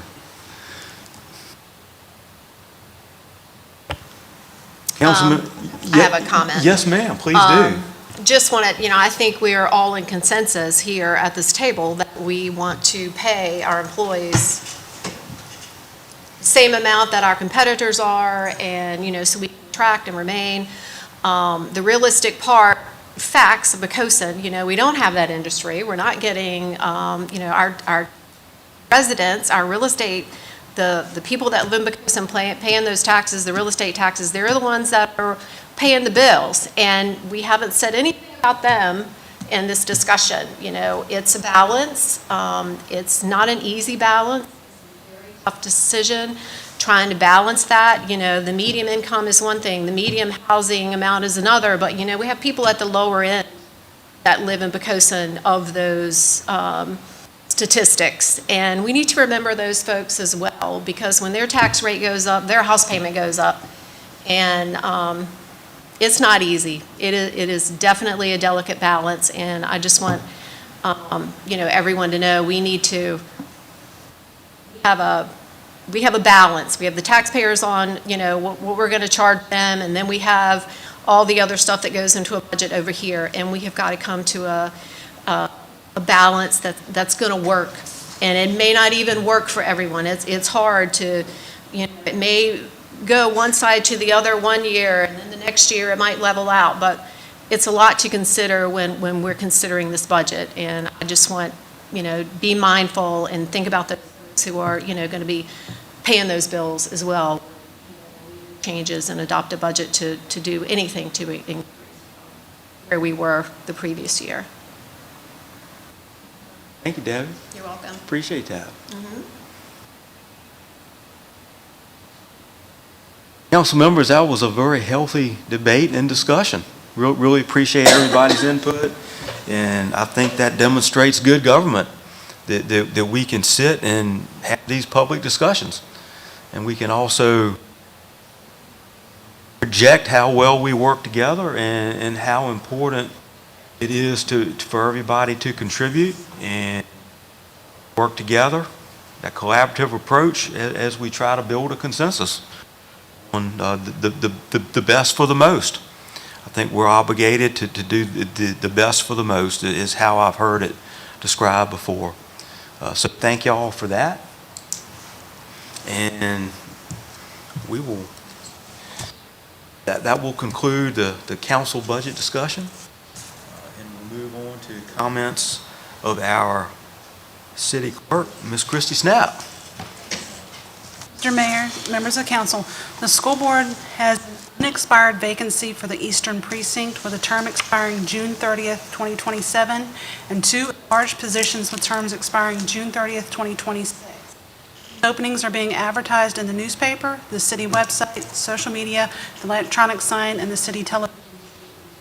All applications will need to be turned in to the city clerk by May 11th, 2026 at 4:30 p.m. May 11th, 2026 at 7 p.m., a public hearing held during the city council regular session, at which time any names added during the public hearing for consideration and all interested applicants will be read into record by the city clerk. Only those persons named during the public hearing can be appointed.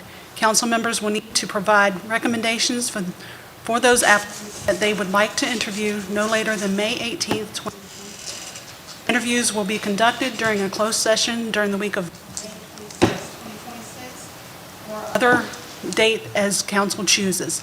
At the June 8th, 2026 regular city council meeting, Thank you, Christy. Council members, any questions or comments for Christy I have a question. on that topic? Christy, the people who already have applications on file that we've interviewed in the past and all, those are automatically on the list, or do they need to reapply or at least tell you their I intent? will contact the people who currently have applications in for the school board, then I will give you those names as well. Awesome, thank you. Thank you, Christy. Anything else? Okay, moving on to item H, comments of the city manager. Randy? I have nothing else tonight, sir. Thank you, Randy.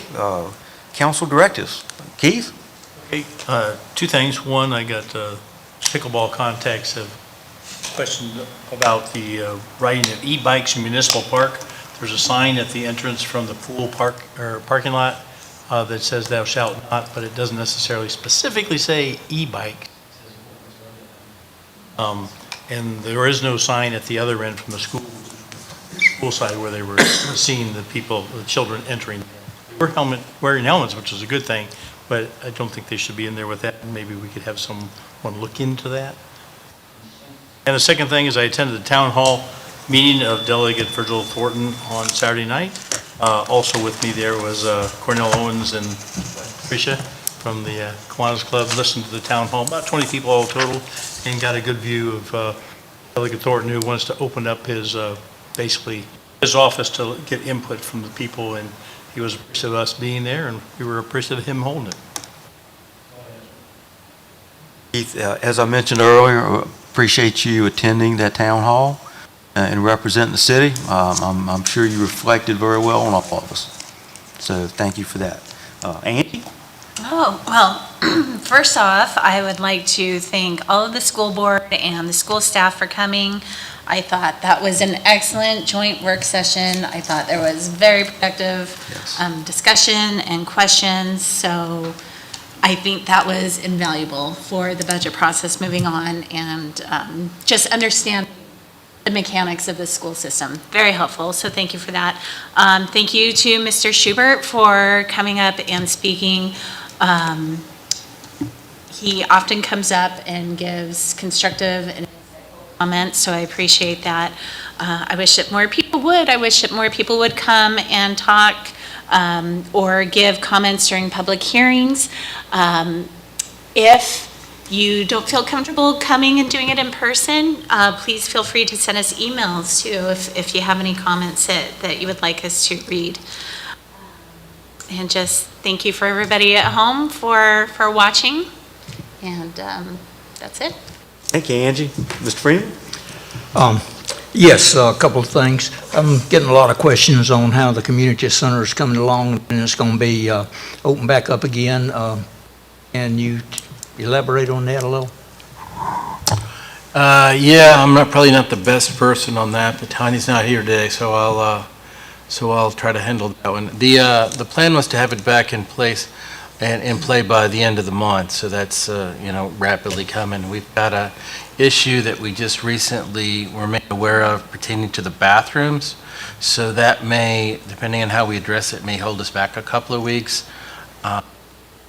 We were addressing all the issues that we were made aware of, and as we were finishing that up, we became aware of new issues, softness in the floor under the bathroom. So I hope no later than the middle of next month, sooner if we can get it done. But depending on what we find, it may be June. I'm thinking we can get it knocked out in a couple of weeks. So I'm as certain as I can be without being certain that we'll be in the middle of May at the latest. And the only other thing, I'd like to suggest that we go to our city shirts for May, June, July, August, September, and October. 3 other folks to agree.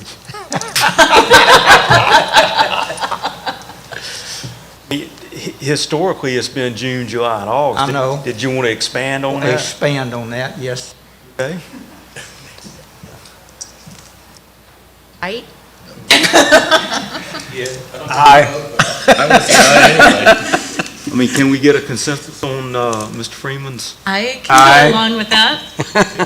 Perfect executive order might be in order. Through October. Yeah, and y'all can amend it or if you need to. Okay. All right, so we don't need a motion and a second or anything like that. All we need is a bunch of head nods. So thank you, Mr. Freeman. I think that goes through with no problems whatsoever. Thank you for that. Sallow? Well, I'm almost hoarse. However, I can talk a little more. Okay? I invite everybody at home, okay, and here to come in and pay attention to the city government. I think it's an important thing to do. Come and visit in person if you can. You get to meet Keith in person and our ladies, okay? Maybe you and me. Harry too, okay?